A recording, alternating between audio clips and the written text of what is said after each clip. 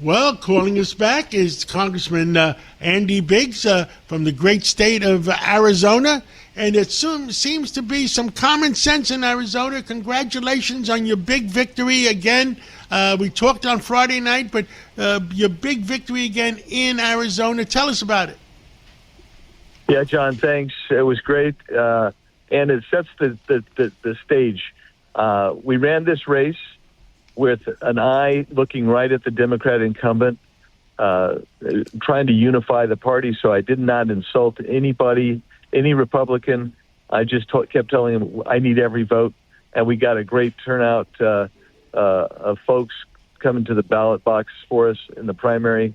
We need to double it, though, for the general.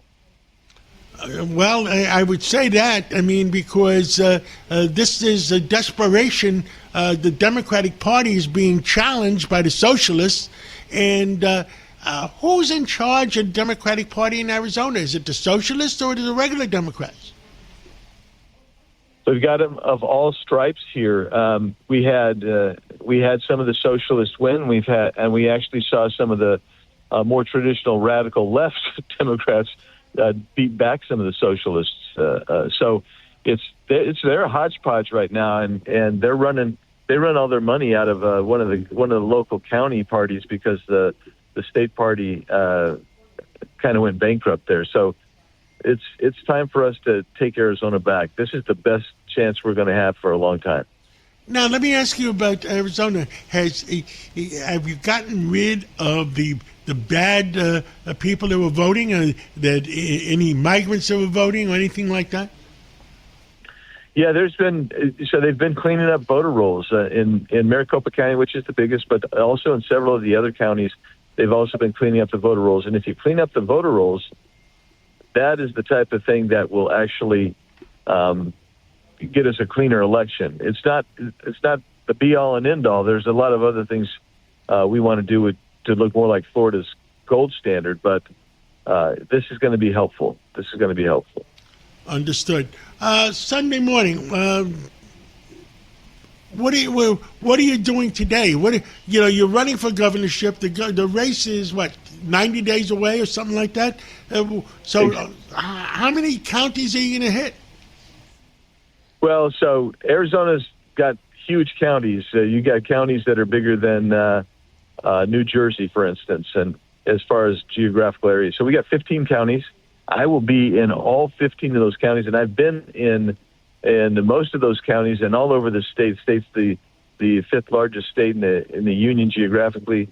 It's a huge state, and I've been all over the state, and I will continue to be all over the state. In fact, that's the number one thing is that people, you get onto the rural areas, they're like, well, you promised to come back even as governor and not just campaign us. Of course. And John, there are counties that I've been into 20 plus times in the last year. So it's all over the place. It's an all hands on deck and be everywhere in the state. Understood.